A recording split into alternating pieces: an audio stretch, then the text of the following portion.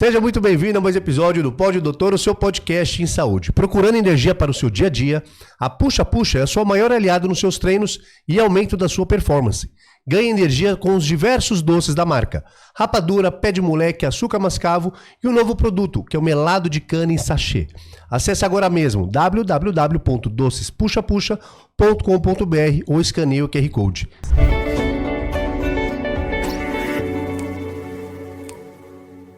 Seja muito bem-vindo a mais um episódio do Pod Doutor, o seu podcast em saúde. E aí, doutor Sidney? Fala, Moisés, mais um episódio para você maravilhoso do Pod Doutor, o melhor podcast de saúde do Brasil. Você sabe que quem compartilha Pod Doutor espalha a saúde, afinal, informação é o diamante da prevenção. Você sabe que a internet, infelizmente, é recheada de fake news, de informações nem sempre verdadeiras, quase nunca checadas. O nosso propósito é levar para você informação boa em saúde, informação checada. Então, ó, já vai se inscrevendo no canal, em todas as redes sociais, para que a gente possa continuar levando para você informação boa em saúde. E como nós fazemos isso? Trazendo aqui os melhores profissionais em cada uma das áreas que nos propomos aqui a discutir. Hoje, quem aceitou o desafio, que nos deu a honra aqui de dividir conhecimento, foi a doutora Paula Marim, ginecologista especialista em reprodução humana. Muito obrigado por aceitar o desafio, uma honra tê-la aqui. Eu que agradeço o convite, muito obrigada por poder falar sobre um tema super importante, pelo qual sou apaixonada, que é congelamento de óvulo, preservação de fertilidade, planejamento reprodutivo, fertilidade, tudo isso. Hoje acho que a gente vai falar um monte de coisa muito pertinente para a mulher moderna. Seja muito bem-vinda novamente, doutora Paula. Como já adiantado por ela, já vou fazer a primeira pergunta. Hoje o tema é sobre medicina reprodutiva, congelamento de óvulos. Sim. Quais as principais pessoas que procuram para fazer o congelamento de óvulos? Vamos lá. Acho que para a gente entender quais são as principais razões pelas quais as mulheres buscam o congelamento, a gente tem que entender um pouquinho do porquê desse congelamento, né?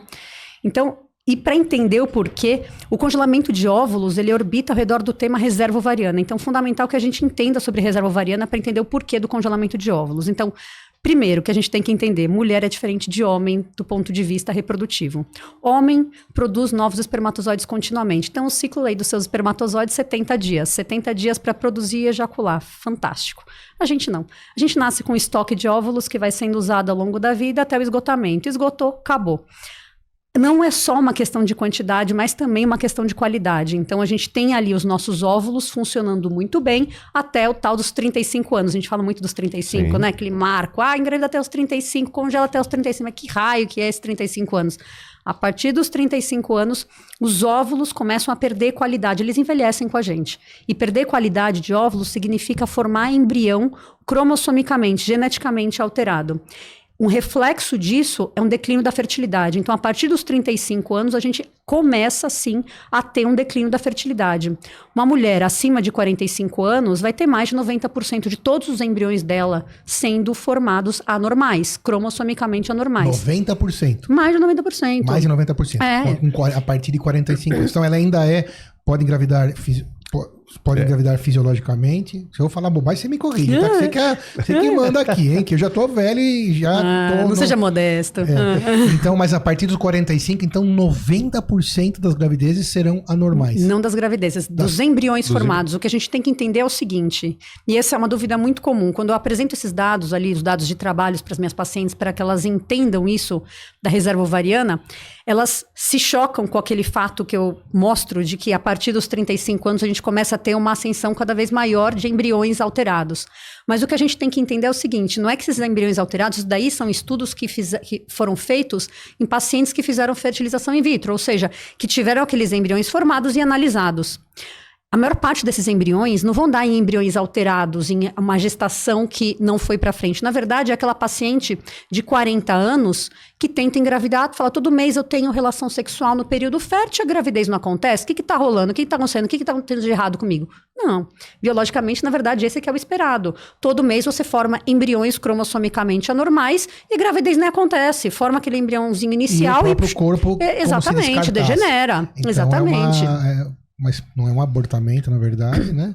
Mas é como se fosse, né? Na realidade, não chega nem a implantar, então não é um Passa abortamento. reto lá no útero. Só que sim, você também aumenta a taxa de abortamento, porque, lógico, existem sim as alterações Alguns cromossômicas implantam. que vão... Exatamente. Então você aumenta tudo. Você aumenta a taxa de infertilidade, dificuldade para engravidar, você aumenta o abortamento e você diminui a taxa de gravidez. Então, como um todo, no final das contas, a possibilidade de levar até o final uma gestação a partir dos 35 anos complica bastante. Vai já. declinando. E hoje, em 2024, com todas as tecnologias existentes na medicina, aí eu me formei já há quase 30 anos, 25 anos, muita coisa mudou. Eu acho, então, inconcebível que uma garota, uma moça, uma mulher, não utilize desses recursos, né? Que tem, como chama a clínica que você atua? Vemvitre, né? Vemvitre, isso mesmo. Por exemplo, lá na Vemvitre, fica na região da Paulista, aqui em São Paulo, mas, claro, tem outras em todo o Brasil, em todo o mundo.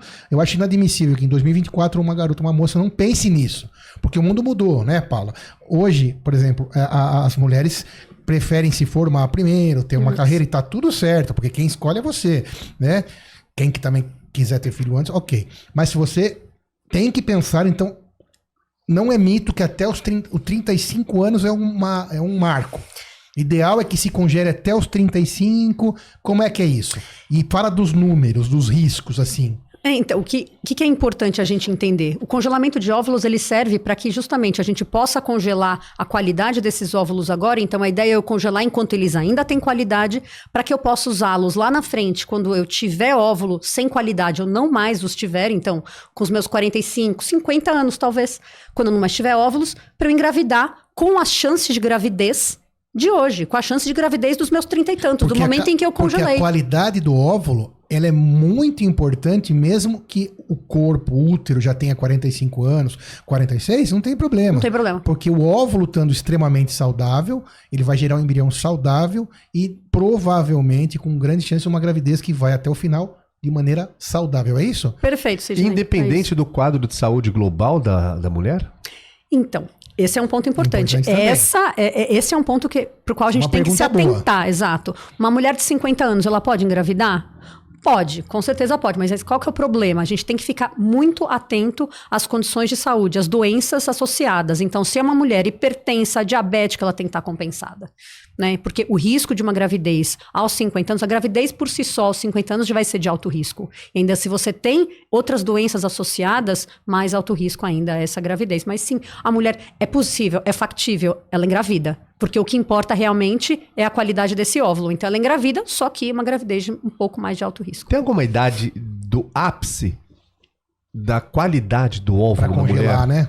Então, para congelar, exatamente. Exato. Idealmente o congelamento tem que ser feito até os 35 anos. Se a gente falar até os 37 também vai muito bem.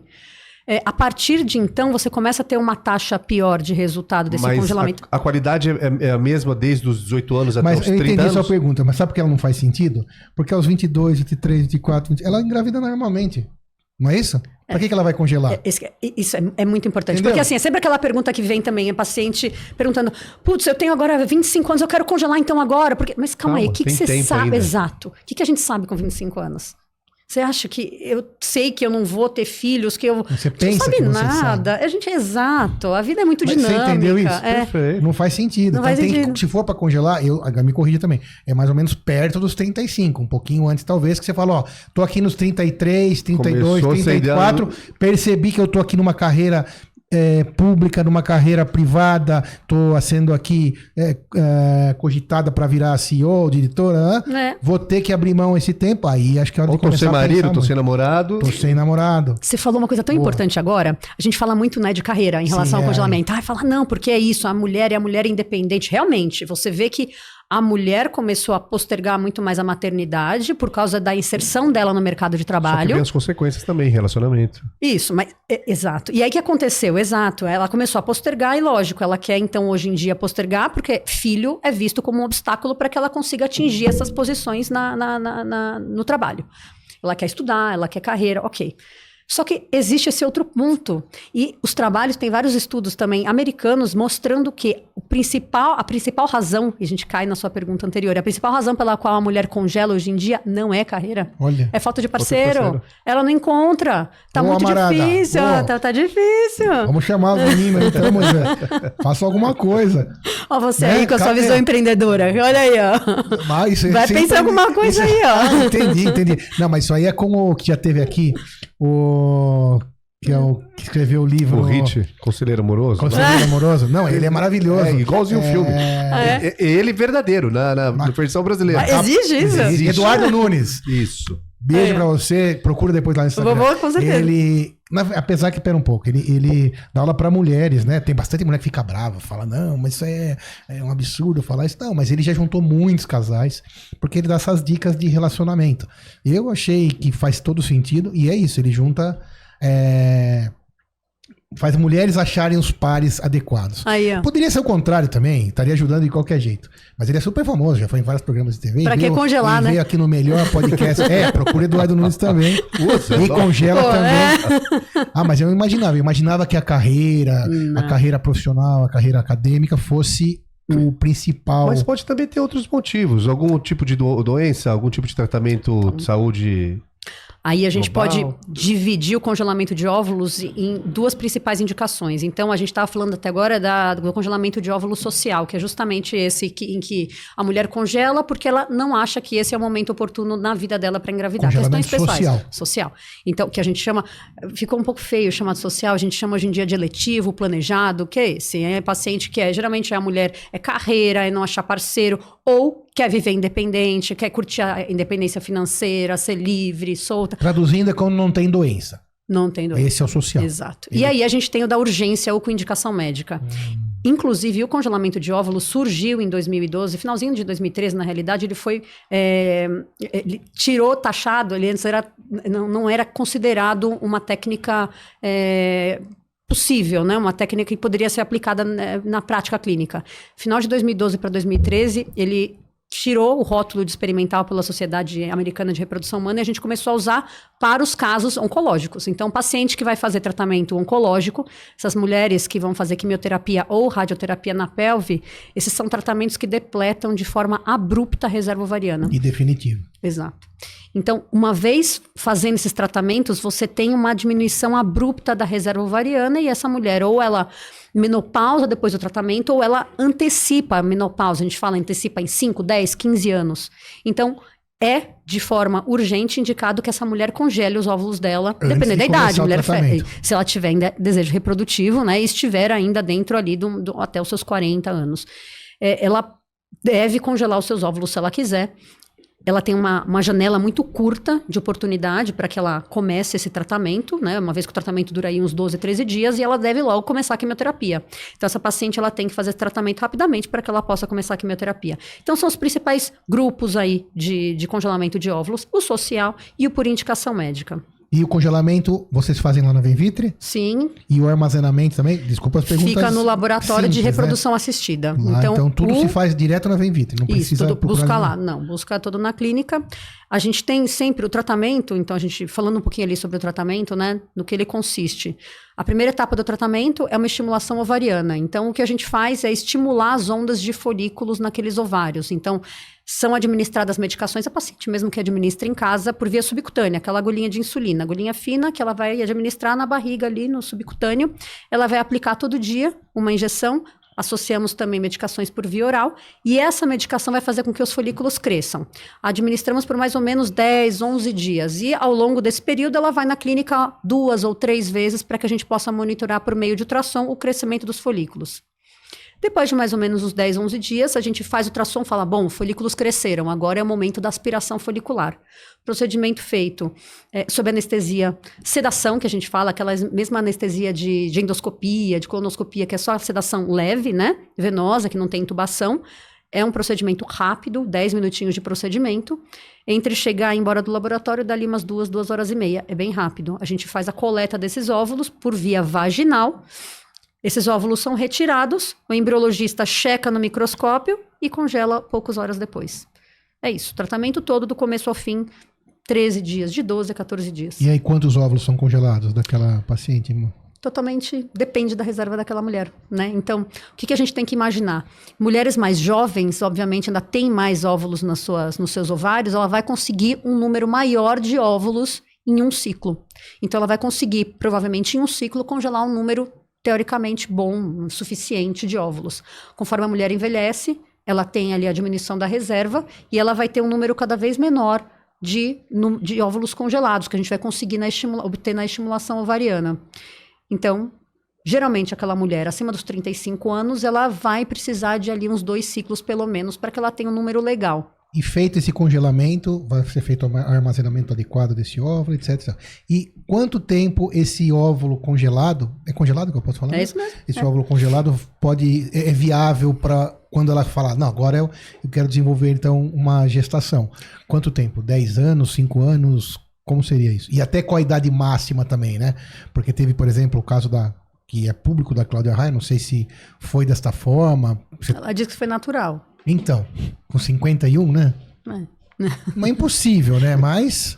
É difícil, é bastante improvável, né? Mas aconteceu, ela então refere que foi... ela não publicou nada sobre como foi. Então esquece, Cláudia. Mas me fala então, quanto tempo esse óvulo fica viável? Então, vamos lá. O que acontece é o seguinte, a gente fala que os óvulos podem ficar congelados por tempo indeterminado. Tá congelado. Então, tá lá. Fato é que é uma técnica muito recente. Como eu disse, deixou de ser experimental no finalzinho de 2012, 2013 pela Sociedade Americana de Reprodução. Então, por que a gente não oferecia antes? Então eu falo, eu tenho 14 anos no mundo da reprodução. Eu quase não oferecia congelamento antes. Por quê? Porque a técnica era horrorosa. Resultado horroroso. Por que eu oferecer alguma coisa que trazia uma taxa de sobrevivência ao descongelamento baixíssima? Eu não podia fazer isso. Começou a melhorar depois que a técnica melhorou. Então, foi introduzida a vitrificação, que é uma técnica de congelamento rápido.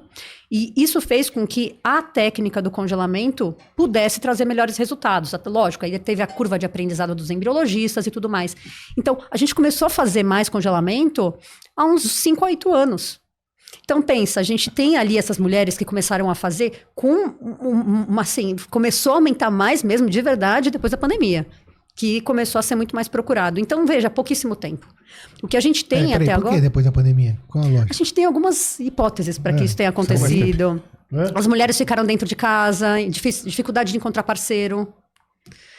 Outra coisa, valorização à família. Então, você está dentro de casa, você tem vontade de ter o seu núcleo, de ter a sua família.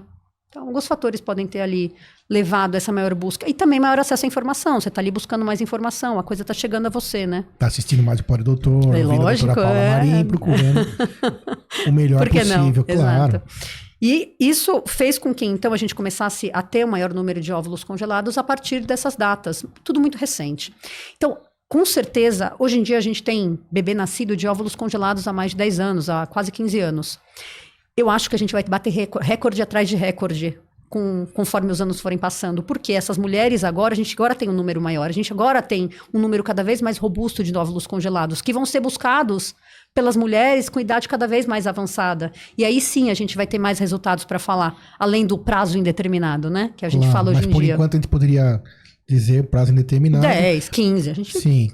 Mas tudo bem. Então congelou o óvulo. Tá. Agora, o organismo da mulher? A gente já falou aqui mais ou menos que depende da condição geral. Óbvio que uma fumante, obesa, sedentária, alcoólatra, usuária, não dá, né? Tudo isso numa mulher jovem já afetaria muito a gestação. Mas a grosso modo, uma mulher saudável, até quais os casos que você tem lá, ou se tem alguma literatura sobre isso, 50, a Cláudia Raia, então, brincando, desculpa, Cláudia Raia, foi com 51, ou pode ser mais... Assim, pelo Conselho Federal de Medicina, as técnicas podem ser aplicadas a mulheres até 50 anos. Então mas, tem uma regra ética. Depois disso, pode sim fazer, né? Antes a gente precisava pedir autorização para o Conselho, para o CREMESP. Hoje em dia não, a gente pode fazer depois de uma avaliação pelo médico dos riscos e ele tem que ver, pelo critério dele, se é cabível ou não aquela paciente engravidar. Entendi. O critério assumir dele, assumir os riscos. Uma Exato. Paciente que um fato que vai envolver riscos. Exato. Né? Orientar a paciente, ela tem que estar muito bem orientada em relação aos riscos envolvidos naquela gestação. E também, além dela ter tido o insight de congelar ovos quando ela tinha 33, ela tem que ter o insight de se cuidar para que quando tiver 45, ela continue bem de saúde para desenvolver a gestação, que o corpo tem que estar sensacional. Recentemente fiz o tratamento de uma paciente de 49 anos com óvulos doados, não foi com óvulos próprios, foi óvulos doados, e ela era diabética. Os óvulos doados, Perdão, eram congelados? Óvulos doados congelados de uma doadora. E uma doadora mais jovem, porque ela já tinha menopausado. E ela era diabética, e ela teve que se compensar. Falei pra ela, olha, dessa forma não vai dar. Você tá bastante descompensada, tá obesa, não dá. Compensa, e aí você volta e a gente faz a transferência. Foi isso que aconteceu. E deu certo. Deu certo. Nasceram os babies, Não, ou tá baby. grávida. Tá grávida. Sucesso grávida, para essa isso. gestação, então. Vai dar certo. Muito bem. A gente falou, então, da questão dos óvulos, do congelamento. Além disso, lá no seu trabalho da reprodução humana, além do congelamento de óvulos, dessa implantação, ou o diagnóstico, por exemplo, às vezes, de outras situações relacionadas à reprodução humana, infertilidade, vocês trabalham com isso lá também? Sim, com certeza. A gente faz... Bom, reprodução humana, né? Tem Reprodução gente humana que acha como um que quem todo. faz reprodução humana só faz FIV, né? Isso, exato. Você faz FIV. Não, eu faço FIV também. Isso, por isso que eu perguntei. Também. Né? Todo mundo pensa só na fertilização in Não. vitro e tal. O que mais esse universo da reprodução humana engloba, né? Como um todo, é só a mulher? Tem algumas situações... Claro, sim, mas a clínica também atende a parte... Bom, é o casal, na verdade. casal. Mas fala sobre o resto, então, sem ser a FIV. O ginecologista especialista em reprodução humana, então, basicamente, quais são as situações que ele pode atender? Óbvio, primeiro, infertilidade. Então, infertilidade que é definida como relações sexuais desprotegidas sem sucesso depois de 12 meses. Então, infertilidade é o nosso grosso ali, tratamento de Volta essa frase infertilidade. que ela é importante. Fala a definição de infertilidade. Relações sexuais desprotegidas por 12 meses sem sucesso, sem gravidez. Então, 1 ano tentando lá no Isso. batente. No batente, a coisa não acontecendo. Não deu certo. 1 Isso. ano. Aí você fala. Lembrando existe que... o diagnóstico de infertilidade. Isso. Lembrando que para pacientes acima de 35 anos, essa busca tem que acontecer antes. Essa busca por diagnóstico, por informação, tem que acontecer depois de 6 meses de tentativas. Por quê? Porque depois dos 35 anos, a reserva já começa a cair do ponto de vista quantitativo e qualitativo, então é melhor que você não espere mais tanto tempo, né? Então, se você arrumou o teu parceiro lá com 33, 34, se você for pensar no critério de 1 ano, você vai estar com 35, e aí já começa a ficar pior esse óvulo. Então pensa antes nisso, né? Aí você pode baixar isso para 6 meses, 4 meses. 6 meses para buscar uma ajuda para ver se tem alguma coisa de errado acontecendo, né? Então esse é o primeiro, o grosso ali que a gente atende na clínica, que é então a infertilidade. A gente também atende aqueles casos em que a gente não tem como ter uma gravidez do ponto de vista natural. Então, casais homoafetivos. Então, produção independente, você, casais homoafetivos, eu só tenho um gameta, ou só tenho óvulos, ou só tenho espermatozoides. Então, preciso de uma técnica de reprodução para viabilizar a gravidez. E produção independente, que tem sido também cada vez mais procurado. Motivos semelhantes ao congelamento, né? Você tem A ali... produção independente é a mulher querendo ter um filho sem um parceiro. Exato, sem um parceiro. E aí, da onde vem o gameta masculino? Ou, no caso, Banco de sêmen. Banco de sêmen. Banco de sêmen. Doador daí é... Ela não pode escolher? Ou tem escolha? Ela escolhe, tem uma lista, como se fosse um catálogo de sêmens, de doadores, Dos né? pais? Você tem, do doador. Do doador. Você tem bancos nacionais e internacionais, cada um ali com os seus pontos positivos e negativos. Os internacionais, eles fornecem um pouco mais de informação em relação ao doador. Mas aí Estudo pode, genético? estando no Brasil, você solicitar Isso. Ela quer ter um filho norueguês, ela vai conseguir. Tem os bancos, banco europeu, banco americano. Então, a gente tem ali esses bancos que trazem esses sêmens para cá e a mulher pode escolher. E muitos têm até foto dos doadores criança, para que elas já vejam como que era o doador. Cada vez avança mais, né? Mas Acho que do último podcast que a gente falou sobre isso agora já mudou. já mudou. Gente, que Pra mim legal. não poderia fazer... Olhar a foto. Desses daí internacional, tá? Sim, Nacional claro. não. Mas daqui a pouco chega aqui também, né? Porque Não sei, não dá pra não saber. sei. Que tudo às vezes é diferente. aqui né? é Um pouco diferente. mais difícil. Do doador, tem algum rastreamento genético pra saber se vem com doença ou não? Deve ter, né? Aqui, os bancos nacionais têm sim um rastreamento, que é um pouco mais básico. Eles pedem umas informações básicas, muito da história clínica, da história familiar. e alguns testes genéticos que eles solicitam aqui no Brasil. Fora, eles fazem geralmente um painel um pouco mais ampliado, um rastreamento mais ampliado de doenças genéticas. Você já fez alguma dessa? Produção? Várias. Independente? Sim, produção independente, como eu disse, tem sido cada vez mais buscado. E aí faz como? Colhe também o óvulo da mesma forma, usa medicação, hiperestímulo ovariano. Isso, é como uma fertilização in vitro. É como o óvulo congelado, mas só que não chega a congelar. Aí você complementa o tratamento com a injeção do espermatozoide nesse óvulo. Forma o embrião e aí transfere para dentro do útero. E aí também vários mesmos princípios, né? Que precisa estar com uma saúde em dia dessa mãe. Sim, e com tudo certeza. mais. A transferência para dentro do útero da mãe é pela vagina? É pela barriga? É interessante pensar nisso. Sim. É como se fosse Foi um uma Papa pergunta Nicolau. boa, né? Não, é exato, porque pra gente que é médico é tão óbvio, mas o paciente realmente ele fica com medo desse procedimento, né? Que é muito simples. É como se fosse um Papa Nicolau, uma coleta de Papa Nicolau. Um espéculo, posição ginecológica, paciente ali acordada com o marido do lado, ou não. Ou não. Com o espéculo, a gente introduz um catéter com um embrião flexível, que ela nem sente, guiado por ultrassom, a gente vai com ultrassom abdominal, e introduz esse catéter e deixa dentro do útero. Sente alguma picadinha, Nada, tem anestesia? Nada. Não tem dor, é realmente indolor o procedimento. É como mais, se fosse uma... mais confortável que colocar DIU. Bem mais. Porque DIU dói, né? DIU pra dói, tirar, tem que estar sedada. Tal. Não, a mulher não sente. Não sente nada. Não. Então, um procedimento extremamente confortável. Sim. Assim. E esses também, logicamente, se a mãe estiver bem, vai ser sucesso. O que mais? Em relação a outros procedimentos da clínica, outros diagnósticos, outras buscas? Lembrando, né, que a gente, então, trata a infertilidade, a gente faz os tratamentos de casais homoafetivos, produção independente, a gente faz também planejamento reprodutivo, que eu falo que a gente tem que falar mais de planejamento reprodutivo. Eu acho que a gente tem muito ainda que mudar em relação ao planejamento reprodutivo no país, né? Eu defendo muito isso, eu defendo muito esse ponto. Eu acho que essa foi a educação, tem agora 40 anos, mas o que eu recebi lá atrás, eu acho que não mudou muito do que tem sido feito hoje em dia em relação ao planejamento reprodutivo que tem se passado para os adolescentes e para quem está iniciando a vida reprodutiva. A gente fala muito, né, educação sexual, de como evitar DST, camisinha, não engravidar, né? Então, essa é a grande preocupação. Você fala muito como não engravidar, mas você não fala como engravidar. Você não explica para a mulher que tem um relógio biológico. Essas informações todas que eu passo na primeira consulta, elas não deveriam aparecer na vida da mulher aos 40, 35, quando ela está com dificuldade, quando ela está já paranoica no que está acontecendo comigo. Ela deveria aparecer lá atrás para que ela pudesse planejar a vida reprodutiva dela desde o início, para que aquilo ali não fosse uma surpresa. Isso, para não pegar ela de surpresa com 35. Exato. Olha que legal isso. Entendeu isso? Porque se a pessoa, então... E a gente tem casos próximos às vezes, né? A pessoa quando fala, não, agora eu quero engravidar com 30 e tantos. Se tiver problema, ela só vai ver aquela hora, olha que surpresa desagradável. Sim. Né? Sendo que ela poderia, nas primeiras consultas ao ginecologista, ter feito já algum planejamento em relação a isso. Sensacional. E digo mais ainda, a gente tem agora, em vários países desenvolvidos, a educação em fertilidade dentro do currículo escolar.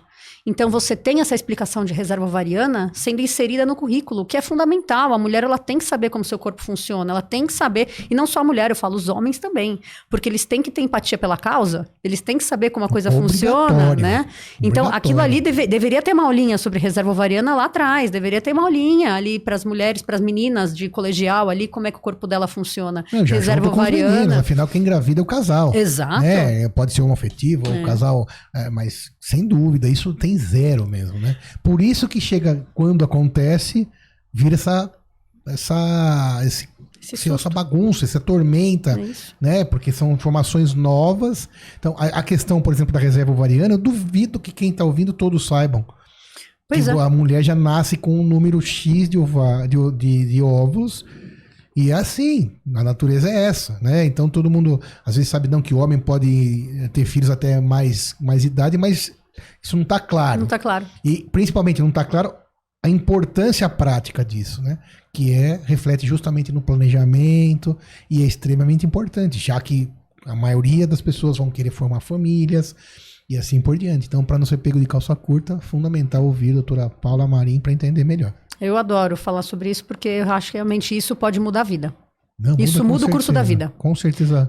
Você pensar e se planejar, não ser pego de surpresa, porque eu vejo isso que acontece no consultório. Aquela mulher que ela tem que receber tanta informação naquele momento de fragilidade que acaba aquilo ali trazendo toda uma conotação pesada e negativa ao tratamento, né? Então, muitas vezes, aquele tratamento, ele vem e ele acontece de uma forma tão mais pesada do que poderia ter sido se ela tivesse aquilo ali, tivesse já dentro das possibilidades para ela, né? Ela, por exemplo, optar por postergar a maternidade, vou me dedicar à carreira. Ok, eu vou me dedicar à carreira, mas eu sei que isso pode acontecer. Deixa eu dar uma olhadinha na minha reserva, deixa eu ver. E o ginecologista também tem um pouco de culpa nisso, eu acho. Porque ele talvez pudesse... Culpa, não sei se foi boa essa palavra. Isso que eu ia falar. Pesado, desculpa, né? Talvez tenha um pouco precisa ter uma ação positiva nisso, né? Com porque certeza. ele vai fazer lá o Papa Nicolau e todos os exames, mas talvez deva estar no escopo desse exame já esse planejamento, essa avaliação, essa conversa. E hoje não acontece. Vamos lá, o que acontece, novamente, eu volto ao ponto de que a medicina reprodutiva é muito nova. Também É muito tem nova. isso. Então, se você pega aquele médico que não se atualizou tanto, o cara não conhece nem congelamento de óvulos direito. Ele tem aquela ideia. Porque na cabeça dele não, vai ter relação, vai engravidar. Isso. E se não for assim, não tem outro jeito. Tem que fazer. Boa. Agora você. Isso. Desculpa a palavra culpa. Tira. Não, imagina. Mas você isso. tá certo, é isso mesmo. Agora, aquele médico que está se atualizando, por isso que a gente tem, né? A gente, como médico, sempre é congresso, é atualização, é aulinha, isso, aquilo é importante pra gente, né? Porque Claro, a medicina tudo é muda. altamente tecnológica Muda muito e de rápido. grandes inovações a todo momento, né? Sim. Então, esse gineco, hoje em dia, ele tem sim feito. Eu recebo grande parte das minhas pacientes de indicações de ginecologistas, né? Então eu vejo que eles têm tido um olhar mais atento a essa causa. Eles têm conversado um pouco mais. Como é que você avalia a reserva ovariana? Acho que isso é importante a gente falar, que a gente não abordou até agora. Sim, verdade. Então, o ideal é o quê? A paciente passou dos 30 anos, não quer engravidar agora, tá pensando em postergar a maternidade? Vai dar uma olhadinha, vai avaliar a reserva ovariana. Como E como faz que isso a na gente faz prática? isso? A gente tem basicamente 2 ferramentas para isso. Uma delas é a dosagem do hormônio antimileriano, que é algo que o ginecologista pode fazer. Ele pode pedir no consultório. Dosa em qualquer momento um sangue. Um hormônio do sangue. Antimileriano. Hormônio antimileriano. Dosado abaixo de 1, ele está, ou próximo de 1, abaixo de 1 é baixa reserva. Então, ele é um bom exame de rastreamento. É aquele screening. Para que o gineco já olhe e fale, essa paciente aqui já está precisando, eu acho que eu vou encaminhar. Candidata a congelar óvulo. Já com 30. Sim. Porque já está baixo. O que eu falo é o seguinte, o gineco, eu acho que ele vai fazer muita diferença se ele for esse cara ali que vai mais cauteloso. Na dúvida, encaminha. Para a gente conversar. E aí a gente tem um pouco mais de ferramenta para poder conversar com a paciente, né? Então, primeiro é o antimileriano. E aí eu acho que esse é um hormônio que realmente é muito fácil de dosar. E aí o gineco ele pode fazer. A outra ferramenta é uma ferramenta um pouco mais específica para nós, especialistas em reprodução, que é a contagem de folículos antrais. Eu vejo pelo ultrassom transvaginal quantos folículos eu tenho nos ovários. Eu faço uma contagem daqueles folículos. É uma ferramenta muito melhor. Isso você... Conta qualquer época do ciclo? Não, comecinho de onda folicular, geralmente é na menstruação. Durante a menstruação? Nos primeiros dias do fluxo menstrual. E aí quando você pede a ultrassom, você tem que especificar isso? Porque se você pedir ultrassom transvaginal, na verdade, os folículos, provavelmente não vai acontecer, tirando alguns laboratórios de altíssima qualidade. Mas, perfeito. Em geral, não. Como que você pede isso daí? A gente não pede, eu faço no consultório. Você faz lá mesmo? O especialista em reprodução tem sempre o ultrassom ali, do lado. Eu falo que é meu companheiro. Então quer dizer que pelo ultrassom vaginal você consegue ver lá o ovário, quantos folículos tiver mais, melhor. Isso. A gente tem sim bons serviços em que você tem uma boa contagem, mas como você disse, são poucos. Porque às vezes a indicação do exame não é isso. Então o colega do diagnóstico por imagem que está ali acha que isso não é importante, se não o avisarem. Se avisar, sim, aí todos vão contar. Mas quando chega lá o pedido, nem sempre tem tempo, aquela correria, fila...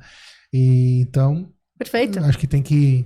Então, o ginecologista aí que está ouvindo, que quer pedir, pode pedir com contagem de... Com contagem de folículos antrais. Com contagem de folículos ultrassom antrais. transvaginal com contagem de folículos antrais. É o que a gente faz no consultório, em todas as consultas que a paciente está lá, para a gente avaliar a reserva. Então, essas duas ferramentas são fundamentais. E qual que é o número bom daí, o número em si? Aí não tem esse número bom. Assim, abaixo de 5 é ruim. Abaixo de 5. Abaixo de 5 é ruim. Mas é que depende da idade. Não, total. É que depende da idade, né? A gente tem ali aquela paciente que é mais jovem. Se você encontra, por exemplo, 10 numa paciente de 30 anos, você já vai olhar e falar, Poderia ser mais, para os 30 anos, né? Claro. Tudo depende realmente da idade dela. Tá. E tem uma patologia que você vai lembrar quando eu falar, que é bastante comum em relação ao número de cistos, né? De folículos, que são os ovários policísticos que muita paciente, como eu trabalhei um tempo com isso, tem, ou muito também super diagnóstico, que nem é, mas acaba. Bom. É isso. O que eu quero dizer? Essas pacientes com ovários policísticos, com síndrome do ovário policístico. Já teve até capítulo aqui sobre isso, mas acho que a gente nem perguntou na época. Não. Para a doutora Luciana Della Muta. Obrigado por ter vindo aqui.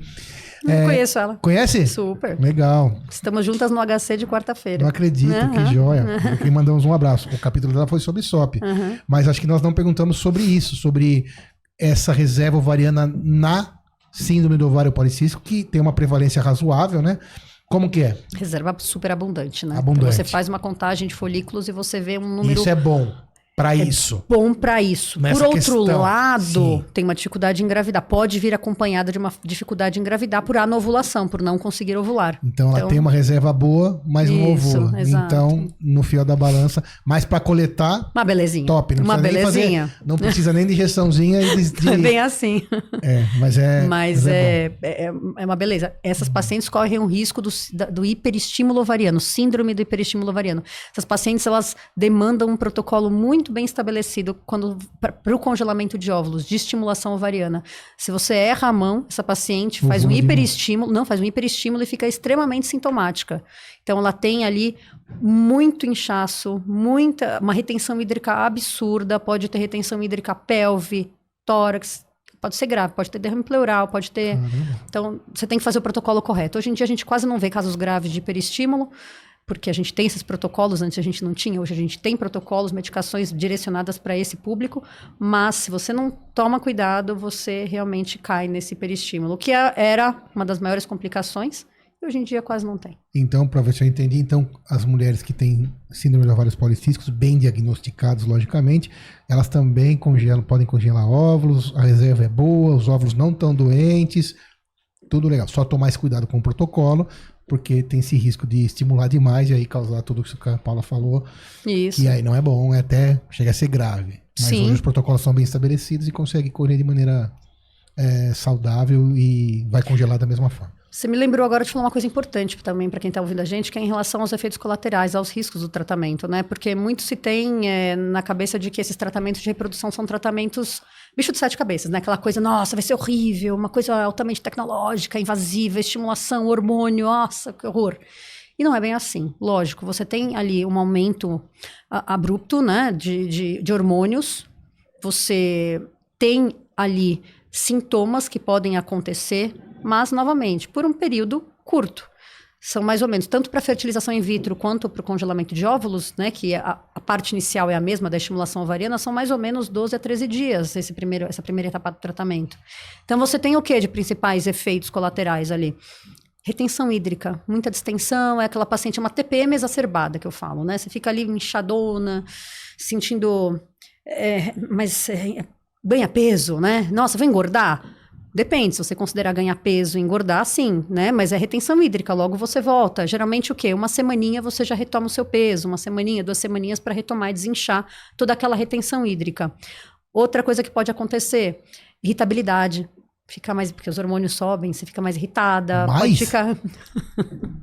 TPM exacerbada, mais ou menos irritabilidade. O marido fica guardado aonde nesse momento? Eu falo que é a parte dele do tratamento. Ele fica escondido aonde? É a parte dele do tratamento, não é? Você tem que eu aguentar as falei isso, eu não pontas. posso agora ser hipócrita, né? O marido tem que estar lá firme e forte. Firme e forte. É isso. Apoiando tudo isso. Isso. Afinal, o filho será De ambos. maravilhosamente dos dois, né? Exato. Doutora Paula, inclusive em alguns episódios passados nós falamos de anabolizantes e da não utilização deles e está em alta. Infelizmente está em alta. Anabolizantes, tanto para mulher e para homem, quanto a reprodução assistida ou a infertilidade, quais que são os impactos negativos para a mulher e para o homem? Nossa, essa é uma pergunta bastante delicada, porque na realidade depende muito do que você está usando. Quando a gente fala de anabolizante, é um universo enorme. Sim, o leque, sim. Né? Vamos falar da testosterona, que é o mais utilizado, pelo menos é a base de todos que acaba utilizando. Tá, vou te dar um exemplo que é um extremo. Então, o extremo são as mulheres trans, Na verdade, os homens trans. Aí, sim, Os homens trans são Ok. extremos. São aqueles homens, então, aquelas mulheres, o cariótipo, né, XX, que fez uso de hormônios que masculinizou. Essas mulheres, esses homens, agora usaram muito tempo de testosterona e a gente tem ainda muito incerto qual que é a repercussão desse tempo prolongado de testosterona. O que a gente geralmente fala para essas mulheres, só que mulheres que estão usando, né, hormônio, que é testosterona por um tempo para estética, Sim. enfim, suspensão por pelo menos 3 meses. Geralmente 3 meses, uma suspensão, você consegue fazer a retomada. Mas não tem um risco de não retomar um eixo de produção natural? Então, é isso. Geralmente em 3 meses, dependendo da dose que você usou, você tem a retomada. Se você fez dose, é que às vezes a mulher faz uso injetável. O grande problema é esse. A gente vê hoje muito em os chips, né? Sim. Que são os Chip da implantes. beleza. Os implantes, eles são muito mais difíceis de você conseguir manejar. Quando a paciente vem falando que está usando alguma coisa via oral ou fez uso transdérmico, tranquilo, você consegue manejar de forma fácil. É só fazer a suspensão, poucos meses depois. Isso, inclusive, inibe eixo, né? Não deixa ovular. E isso daí é mais fácil de você contornar. Suspende, poucos meses depois, 2, 3 meses, ok. Agora, o chip, o implante, realmente o implante é mais difícil. Você tem que esperar aquele efeito. Algumas vezes a gente retira. Dá para retirar o implante se Depende se é absorvível, depende não onde é. foi colocado, foi mas colocado, difícil também, né? Também é difícil. E aí, sem retirar, é impossível, né? Daí... E quando o óvulo, a gente tá falando muito da mulher, mas também me surgiu uma dúvida na cabeça. Caso o homem seja infértil, o óvulo tá lá, ou esteja durante um período, ou precisa fazer um tratamento. O óvulo tá congelado. Para colocar o espermatozoide dentro do óvulo, e vocês testam o espermatozoide antes ou não? E testar em que sentido? Mas assim, se vai ter a seleção natural do óvulo dele. A seleção do espermatozoide, na realidade, acontece por critério morfológico, a princípio, né? Essa é a na maior parte das vezes. O que é? O embriologista, o andrologista, ele olha ali no microscópio aquele que tem a melhor morfologia. Sim. E que está caminhando mais, ele faz vai lá, seleção escolhe... que é para ser natural, feita pelo corpo da mulher. Essa é a ICSI, que é a injeção. A gente faz, aqui no Brasil, a maior parte dos ciclos são por meio da ICSI, né? Ciclos de fertilização in vitro, eles se dão por meio da injeção mesmo. Você injeta um espermatozoide dentro de cada óvulo. Antes a gente tinha a FIV clássica, que era o quê? Você deixava o óvulo com vários espermatozoides numa placa e deixava a coisa acontecer naturalmente. Essa é a FIV clássica. Essa é a FIV clássica. Como chama? De um só? ICSI. ICSI. ICSI, que é a injeção. A que a gente faz hoje em dia na maior parte dos casos. E tem também uma outra forma, hoje em dia tem placas por gradiente, que você faz uma seleção, você coloca ali gradiente, você coloca como se fossem obstáculos no meio para o espermatozoide e fala, vai, bota uma galera ali, ó, e fala, corre. Quem chegar antes primeiro vai. É o grande vencedor, ele vai ser injetado. Tá, a taxa de infertilidade é maior no homem ou na mulher? Tem alguma relação? Quando a gente fala de infertilidade, né, a gente costuma definir, colocar as causas classicamente como 30% feminina, 30% masculina, 30% causa combinada e 10% sem causa. 30, ou seja, 30 e 30 e 10. 30, então é igual. É igual. Então, ou seja, mito que... A gente já falou isso aqui várias vezes, né? Mas sempre essa culpa foi jogada pra cima da mulher, porque sim, né? Mas é um absurdo. Então, a realidade é que é igual. Então, você, homem, saiba que quando o casal não tá conseguindo ter filho, você precisa sim, vai ter a mesma possibilidade de você ser infértil e tudo bem, né? Porque... Tem tratamento para isso? Isso que eu ia falar. E os homens? Qual é a posição? Qual que é a... O homem também, ele vai procurar a clínica também da mesma forma. Isso. A gente tem um urologista na clínica, eu sou ginecologista. Né, casos mais tranquilos de fatores masculinos, a gente acaba conduzindo. A fertilização in vitro acaba acontecendo na mulher, né? A estimulação acaba acontecendo na mulher, mesmo que a gente tenha ali um fator masculino. Então, boa parte do tratamento se dá na parte feminina. Mas o ideal... o diagnóstico cabe, eu acho que realmente a urologista fazer e acompanhar um pouco mais de perto. Tá certo. E vocês fazem lá também na clínica? Sim, com certeza. Porque daí conseguem englobar o tratamento como um todo, né? Chega lá o casal desde o começo. O que mais? Além de tudo que você falou na clínica, mais alguma coisa que você lembre? Isso, não. É infertilidade, a gente faz o planejamento reprodutivo, o tratamento de casais homoafetivos e produção independente e o congelamento de óvulos, que é o tratamento que tem mas tem estado mais em pauta aí nos últimos anos, justamente por essa mudança da sociedade e essa grande melhoria na técnica, né? Então, juntou a fome com a vontade de comer, né? Então, você teve ali a mulher cada vez mais postergando maternidade, uma técnica que melhorou absurdamente. Tá. Uma pergunta que às vezes eu penso em fazer ou não, mas acho que é interessante para quem está ouvindo. Porque todo mundo pensa, como você falou, altíssima tecnologia, e é altíssima tecnologia, mas será que, bom, os convênios não cobrem, logicamente, porque não é doença, né, ou a fertilidade, quer dizer, até é, né, mas reprodução humana, imagino que não. Quanto custa por mês essa guarda desse óvulo, mais ou menos, vai? Numa clínica pelo Brasil, uma média de preço Brasil.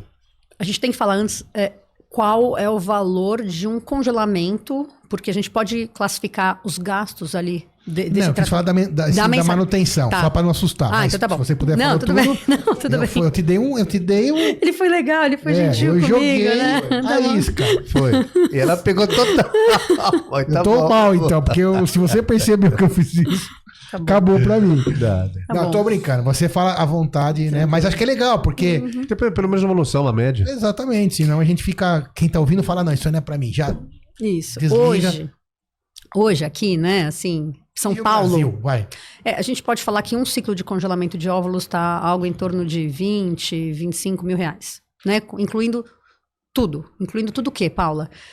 Medicamentos, estimulação ovariana, aspiração, acompanhamento médico, essas ultrassonografias, toda essa parte. Isso para coletar. Isso para coletar. Uma vez coletado... Já avaliou lá a viabilidade dos óvulos, a reserva ovariana, coletou. Isso. Beleza. E exato, congelou. Isso. Tudo isso 20, 25 mil. Exato. Uma vez coletados, esses óvulos, eles devem então ficar congelados, certo? Claro. Esse congelamento, sim. Essa taxa de manutenção é uma taxa que geralmente ela é paga de forma semestral. Depende realmente da clínica. Pode ser mensal, mas a maior parte das clínicas cobra de forma semestral ou anual. Uhum. Algo que gira em torno ali de 1.600, 1.500, 1.600, 2.000 por ano. Por ano. Então, Exato. uns 100, 150 por mês. Uhum. Então, 20 para começar, 25, depois mais 100, 150 por mês. E aí, na hora que vai dizer, fazer, que vai usar esses óvulos, isso, daí tem mais a fertilização, mais o custo da fertilização. Que é mais ou menos a mesma coisa. Não, é um pouco menos do que o congelamento. Um pouco menos. Então, quer dizer, eu achei que você pegar, então, o casal, né? Tem motos que custam muito mais que isso. É bem menos que um carro, né? Para um sonho. Então, eu achei que você ia falar bem mais. Achei que é um valor que não é pouco, eu não disse isso também. Não vamos desprezar valores, mas achei que é bem viável, possível, né? São dois que podem dividir e dá para encarar, né? Dá para encarar para fazer usar a tecnologia de altíssimo nível, né? Altíssimo nível. Eu acho que é algo tão importante, né? É algo que realmente muda a vida, né? Um divisor de águas. A gente tem filhos aqui, a gente sabe como tudo muda, né? Com filhos. E eu acho que é uma decisão dessa do congelamento que vai realmente poder tem a capacidade de realmente mudar a sua vida. Mudar da água pro vinho, né? Exatamente. Vai mudar, vai transformar, né? Uma viagem pro Nordeste, exato. Se você for num super hotel, talvez custe metade disso, né? Eu tomei por fora de preço de viagem assim, mas acho que metade disso você gasta numa viagem pro Nordeste de, sei lá, 15 dias, né? Eu tenho 3 filhas, te falei, né? Então eu sei porque eu viajei recentemente. Isso não é de 2 dias. Com 3 filhos você tá frita. Eu sei como é. Eu também tenho 3. Então, é isso. Aí a pessoa... Isso é importante, a gente sempre fala aqui, né? As pessoas às vezes compram um iPhone de... Eu adoro iPhone também, não tô falando contra. Senão o iPhone nunca vai patrocinar a gente aqui. Mas compra um iPhone de X mil, né? Casa dos mais R$1.000. E às vezes não quer investir, às vezes, numa consulta, num tratamento, uma orientação de menos que isso. Então, invista na sua saúde. A saúde é o seu patrimônio maior. É importante. Mas sabe uma coisa que eu ouço muito? Que tem muita mulher que fala assim, mas eu acho que eu não vou ter. Eu volto àquele ponto do começo do nosso papo. O que a gente sabe da vida? Imagina você há 10 anos, como sua cabeça já mudou de lá pra cá. Claro. Eu vejo tantos no consultório, a paciente chegando com 43, 44, falando, nossa, mas eu tinha certeza que eu não queria ter filho, e agora tudo mudou, eu encontrei alguém, ou então, sei lá, agora eu tô bem financeiramente, eu tô tranquila, e eu vejo que eu sinto falta de uma família e tal. Eu vejo isso acontecer o tempo todo. E eu queria muito que as mulheres todas, elas soubessem como realmente isso acontece com uma frequência tão grande que realmente valia a pena lá repensar nessas ideias de que eu não vou querer ter filho e eu vou deixar essa porta abrir. Fazer um congelamento de óvulos não significa que você vai usar esses óvulos, que você quer engravidar. Não, só não deixa essa porta se fechar, né? Deixa essa porta aberta para que talvez lá na frente você use. Eu falo que eu tenho uma paciente que ela falou para mim lá atrás uma coisa que eu guardo para sempre. Ela era super descolada, uma paciente linda, assim, independente, viajava pelo mundo, tinha uma profissão que fazia com que ela estivesse em um país por mês, assim, uma coisa...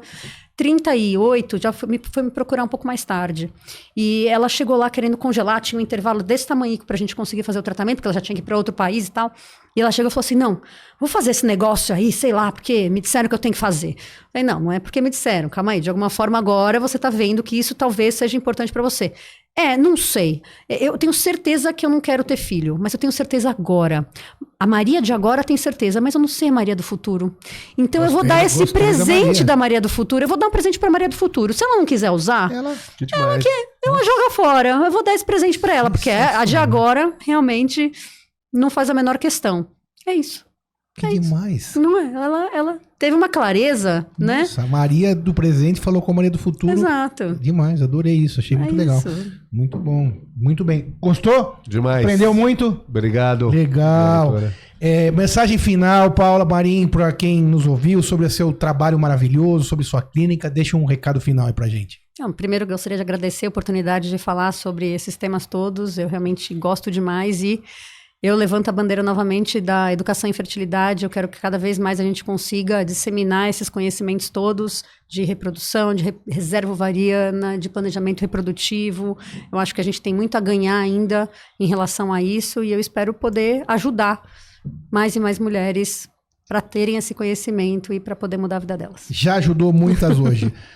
Doutora Paula Marim, sorte de todas as pacientes que a tem como médica. Imagina. Moisés, obrigado mais uma vez. Pessoal que assistiu, compartilhe, espalhe essa história maravilhosa, esse conhecimento extremamente valioso. Pessoal do estúdio, obrigado mais uma vez. Um abraço a todos, até o próximo. Pode, doutor, sigam os bons.